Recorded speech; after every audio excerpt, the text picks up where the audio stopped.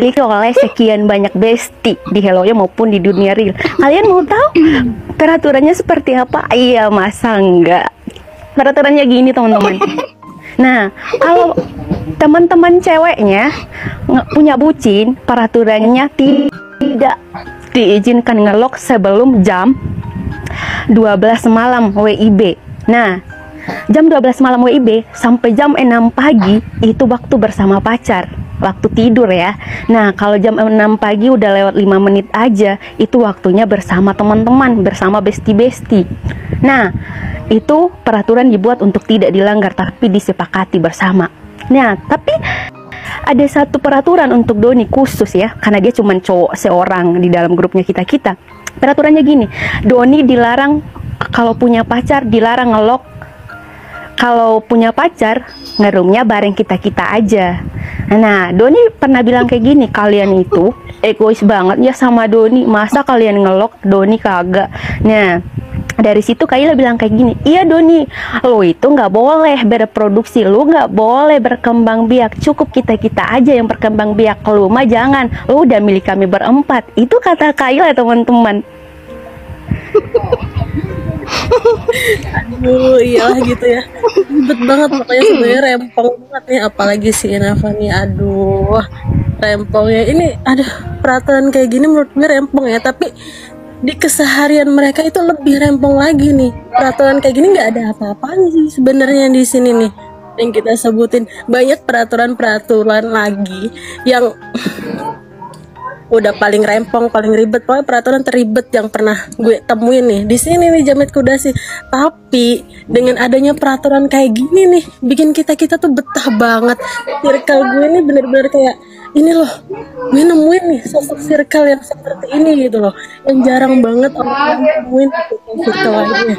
Makanya kalau udah kumpul sama mereka berempat, mereka bertiga nih, pasti dunia Helloyo tuh merasa milik kita berempat udah. Yang lain ngontrak udah yang di Helloyo.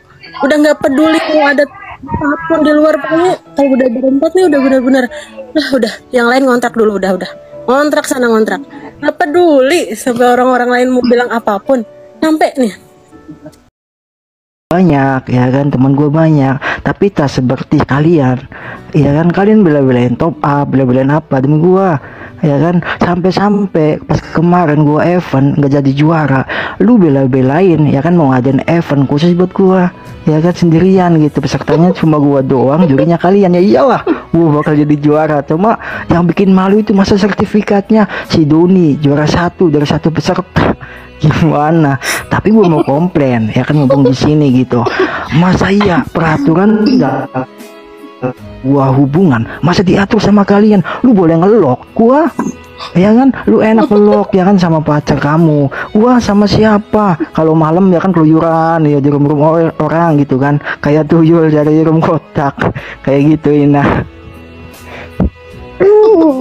Itulah kisah perjalanan Jamet Kuda sih ya teman-teman, sedikit mengharukan tapi menginspirasi teman-teman semua.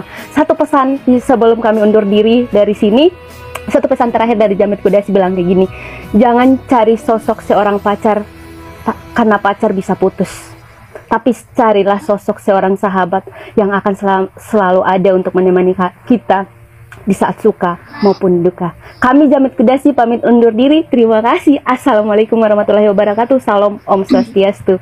Salam kebajikan. Waalaikumsalam warahmatullahi wabarakatuh. Oke, keren banget ya. Kompak banget, tapi kita uji dulu kompakannya. Benar kompak. Yuk tanya sama kalian sebutin ya. Kalau dia bilang 1, 2, 3, kalian sebutin aja orangnya.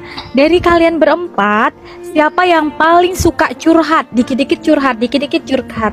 1, 2, 3. Fania. Anjir, kok Fania ya. Kompak ya, pokoknya coba aja Fania ya. Pokoknya Fania gitu. Dari kalian berempat ya, siapa yang paling sering ya, siapa yang paling banyak mantannya? 1, 2, 3. Fania. Siapa? Ina. Fania. Oke, yang terakhir nih ya, yang terakhir nih. Dari kalian berempat, siapa ya? Dari kalian berempat, siapa yang paling boros? 1, 2, 3. Ina. Fania. Ina tuh. Si Ina tuh. Bener-bener. Ih, kita ambil kotak dulu yuk. Sayang nih kotak diangkurin.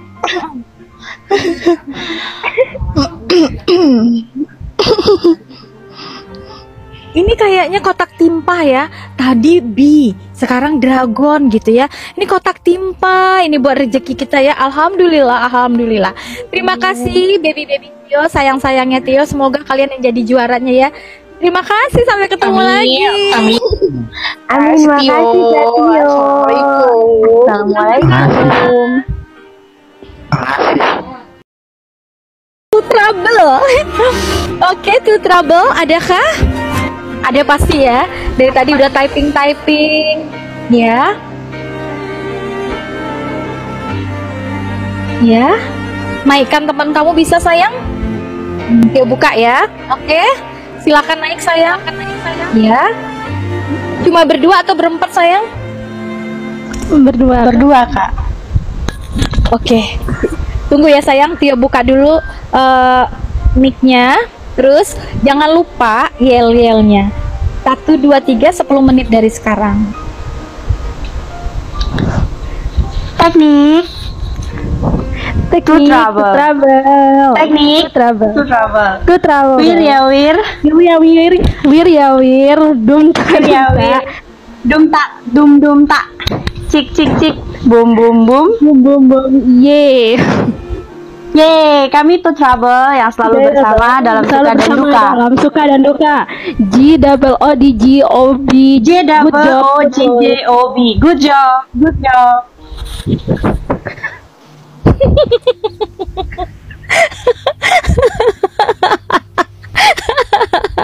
Bener-bener trouble ya. Bener-bener trouble ya. Silakan sayang. Oke, assalamualaikum warahmatullahi wabarakatuh. Selamat malam Kak Tio, selamat malam buat semuanya.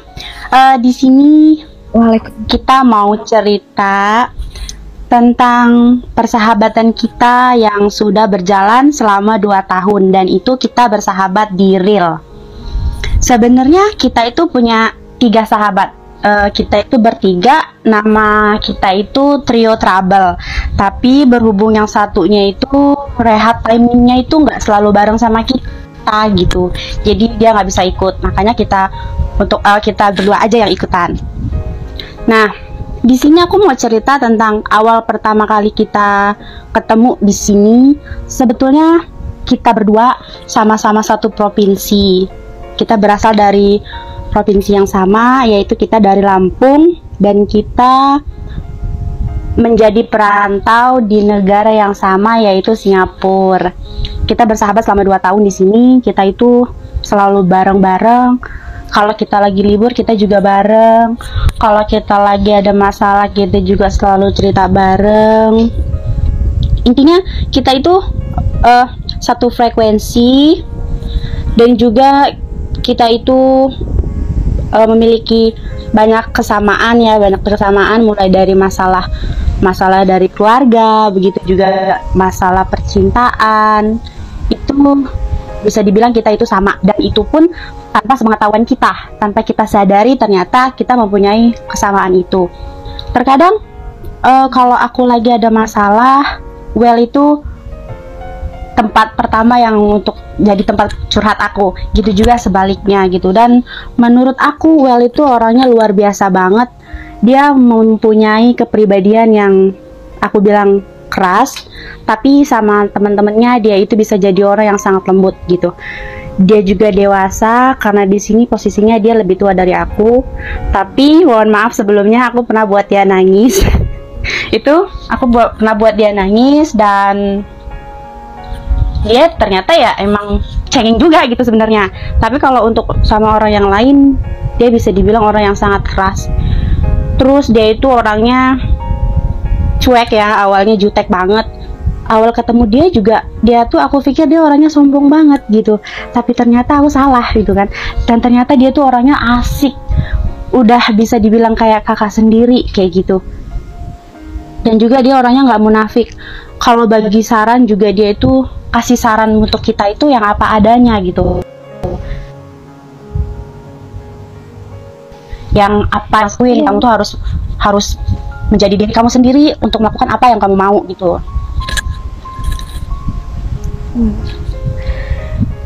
Dan selama 2 tahun kita bersama itu apapun dalam keadaan apapun, nggak ada yang namanya kitanya memanfaatkan atau menjadikan seorang teman itu sebagai tempat untuk sarana untuk manfaatkan teman atau apa. Jadi kita apa adanya, saling berbagi cerita suka duka kita, karena kita punya cerita yang benar-benar tuh dari masalah keluarga, masalah percintaan, masalah apapun itu semuanya tuh sama.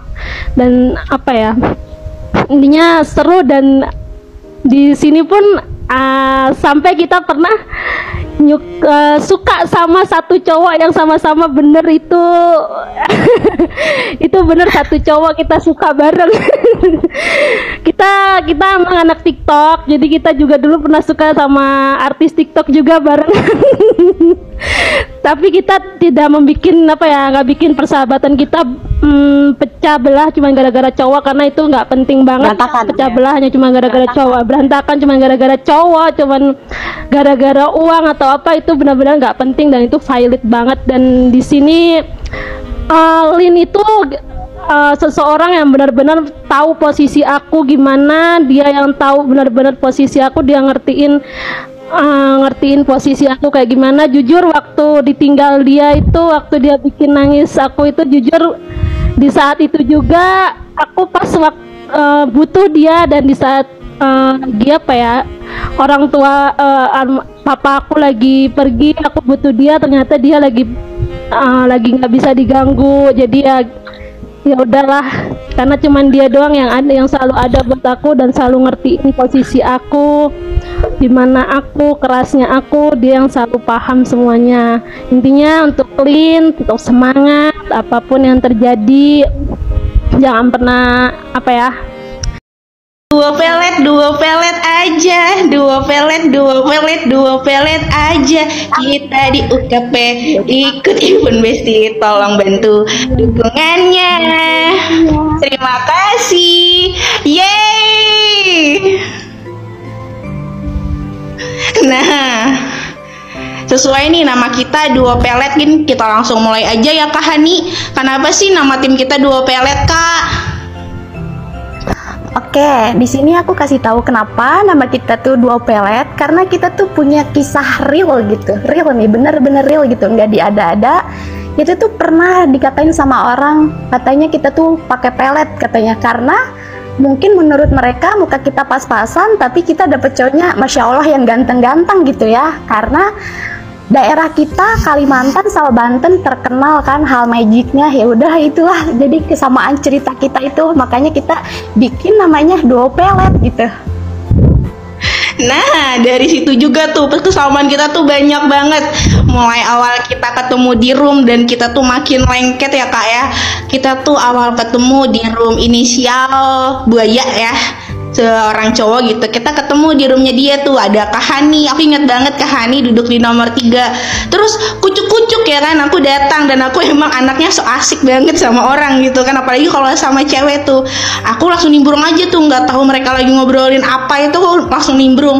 Ternyata mereka lagi bahas tentang cewek-cewek yang diporotin sama cowoknya. Dan seiring berjalannya waktu tuh, pas kita lagi ngobrol, kok sama ceritanya, iya kita sama ya deh, iya Kak. Abis itu langsung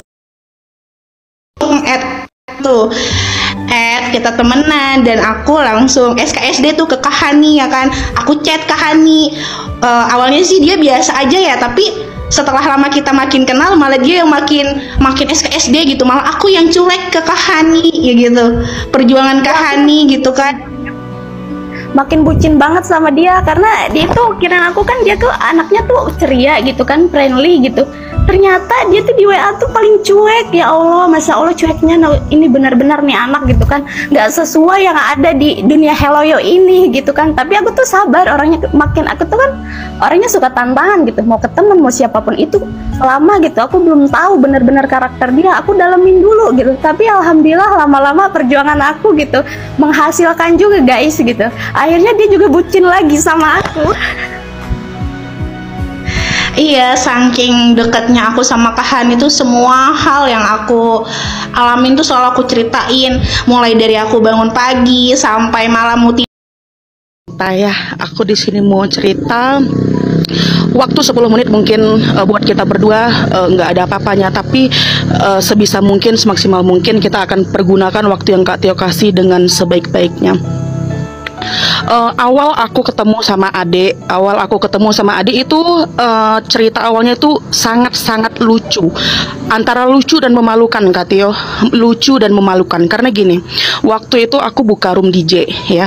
Setelah ada room DJ, setelah aku close itu room DJ ya, ternyata aku tertidur Kak Tio. Aku tertidur tanpa roomnya itu di lock.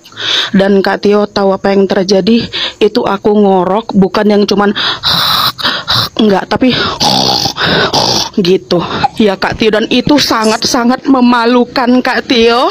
Nah, terus datanglah seorang malaikat yang benar-benar ngebantu. Itu kalau misalkan aku refresh atau ada kotak itu, mungkin aku naik top list Kak Tio, nggak bohong demi Allah. Mungkin aku naik top list ya.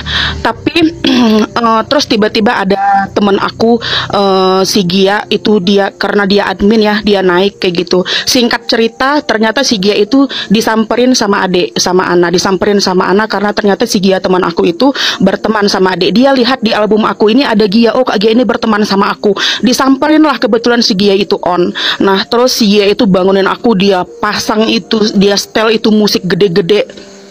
Dia setel itu musik gede-gede ya. Diusir semua, pergi kayak ngusir nyamuk kayak gitu Kak Tio. Itulah karena aku kedua. Nah, terus kemudian di berikutnya, kenapa aku bisa sedekat itu sama adek? Nah, setelah kita kenal dari momen itu, momen aku ngorek itu, adek bilang kayak gini, kakak, Ana punya abang Kak, Ana sayang banget sama abang itu Kak, dia baik banget Kak, kata dia. Selama ini abang itu dimanfaatin sama cewek-cewek karena cuman mau pansos sama ranknya, karena cuman ngarepin diamondnya kayak gitu. Karena abang tuh kalau top up banyak Kak, begini begitu.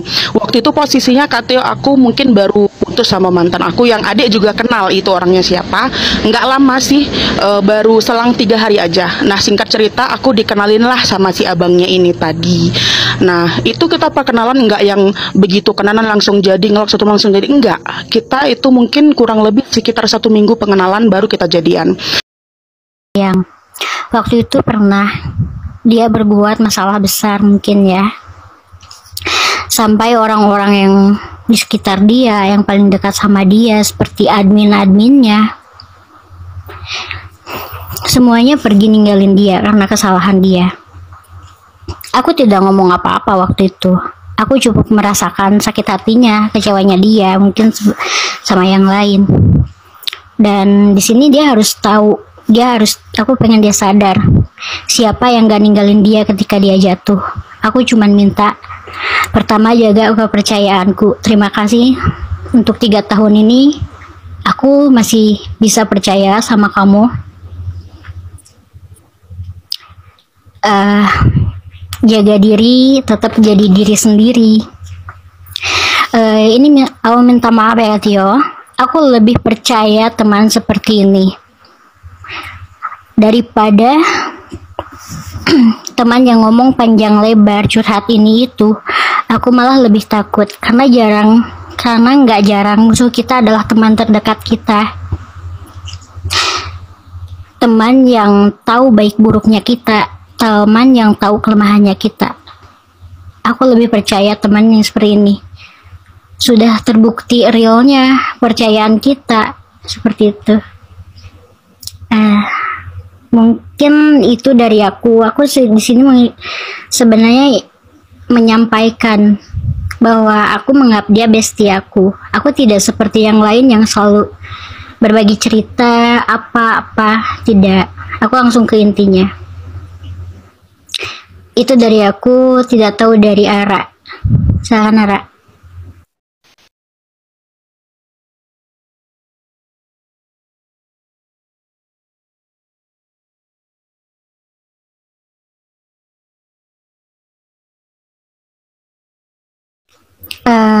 Oke, dia sedang tidak bisa ngomong ya Kak Tio.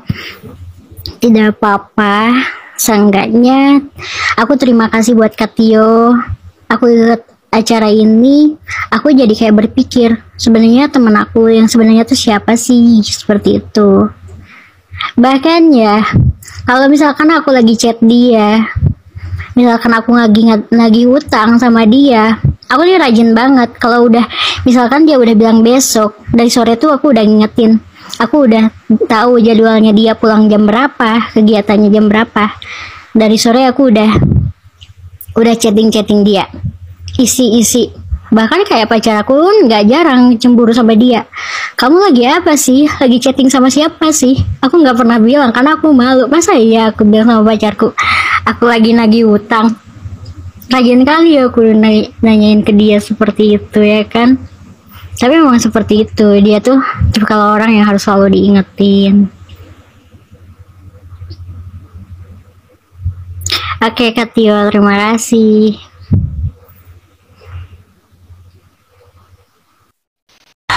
Masih ada loh waktu 2 menit lagi sayang. Nah, kalau gitu gini aja, Tio tanya sama kamu ya.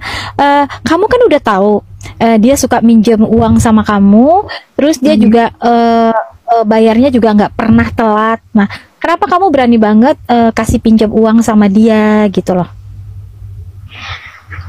Karena bukan cuman sekali ya.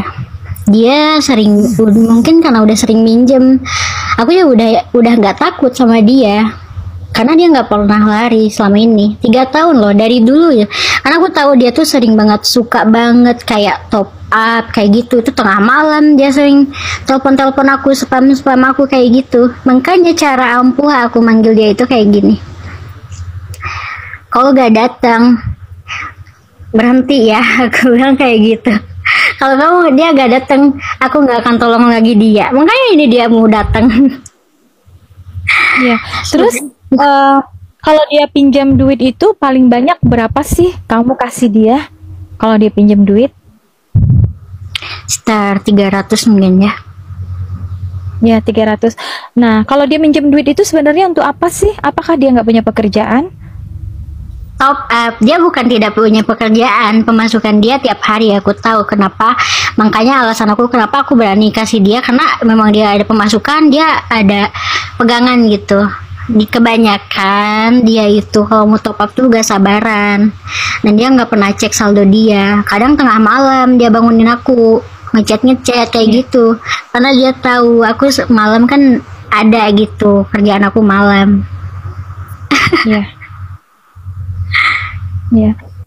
Nah, jadi kalau misalnya dia minjem 300 gitu, kamu ngasihnya 300 juga atau kamu ngasihnya lebih kurang dari 300? Kadang kalau ya pasti, kadang kalau tanggung saldo di dana lebih dikit ya kasih semua. Iya. Oke ya.